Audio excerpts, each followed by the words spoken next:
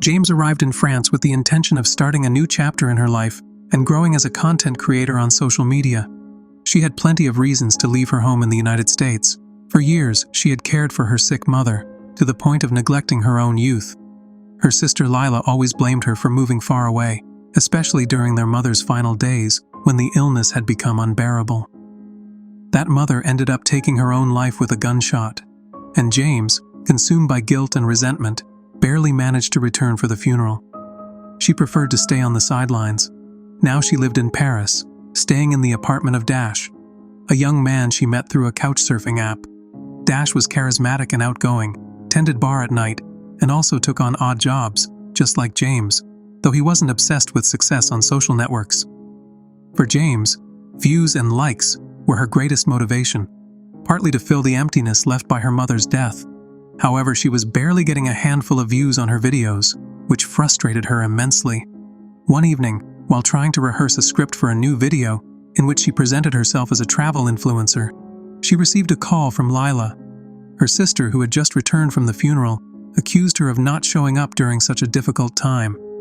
James, somewhat annoyed, admitted she hated her mother and didn't want anything to do with funerals. Lila and she argued. Finally, James hung up, feeling guilty and yet incapable of facing the truth of her emotions. While looking through her phone, she received a notification from the ShipShape app about a cleaning job in the French countryside. It was for a chateau, a place completely unknown to her. It seemed like a good opportunity to earn some money. She was struggling to pay Dash for the apartment, and also a way to get interesting content for her channel. The idea of featuring a French chateau was tempting. Dash glanced at the address and was stunned. That castle was famous under the nickname Murder Castle. A lot of people had reported ghostly sightings and unexplained disappearances. It was a local legend, even mentioned in blogs and specialized paranormal websites. James, far from being afraid, got excited. Her channel needed a big boost, and if she recorded a vlog about a haunted castle, she might attract new audiences. She gathered her gear, a chest harness for her camera, a cheap electronic voice phenomenon (EVP) device, a powerful flashlight, and a few apps she planned to use for creating spectacular shots, even if they were staged. She said goodbye to Dash, borrowed his car, and drove about 2 hours to the countryside.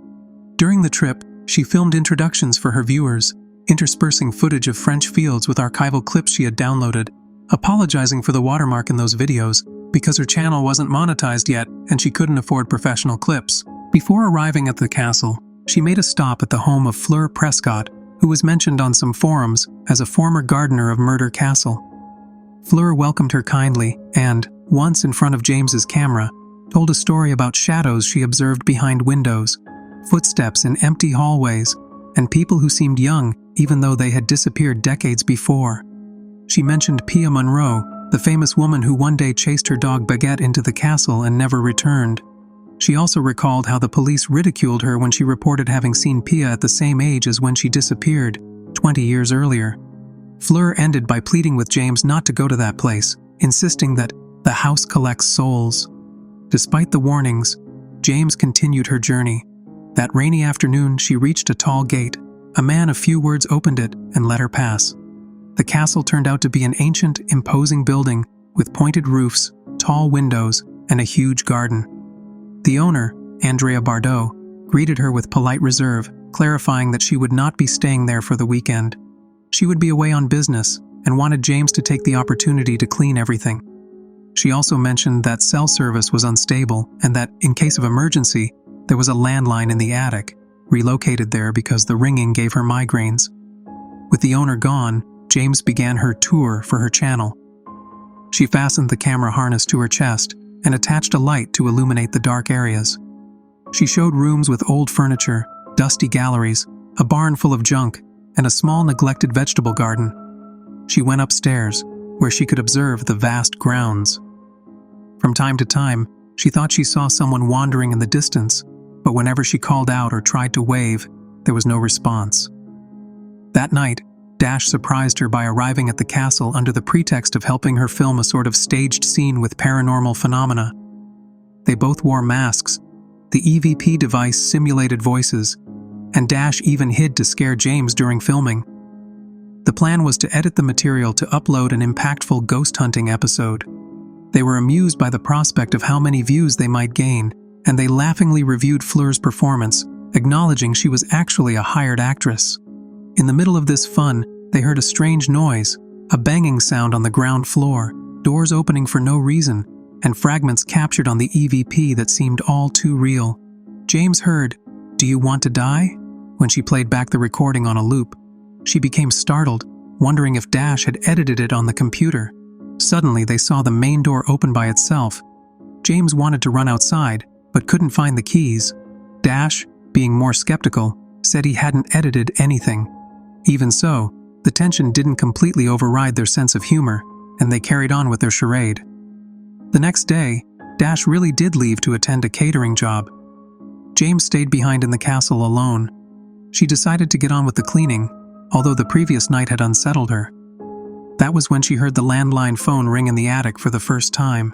She hesitated, but went upstairs. She answered, expecting it to be Andrea.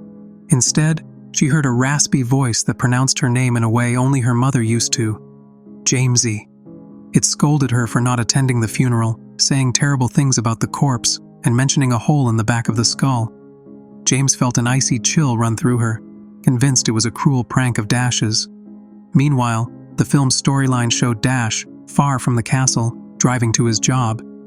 Something was tapping on the roof of the car, and Dash pulled over to check, filming as he went, because James had asked him to record his departure. Someone, or something, was lurking in the shadows. Suddenly, the camera cut off, implying he was attacked. James, increasingly terrified, tried calling Dash but got no answer. She saw the car outside, parked, but no sign of him. She kept telling herself Dash must be pulling a prank. At the same time, she noticed new events. A dog running through the halls disappeared whenever she tried to follow it. A mournful-looking woman who asked about her daughter vanished behind a door. A man with a terrifying look lurked in the barn. Her nerves were fraying.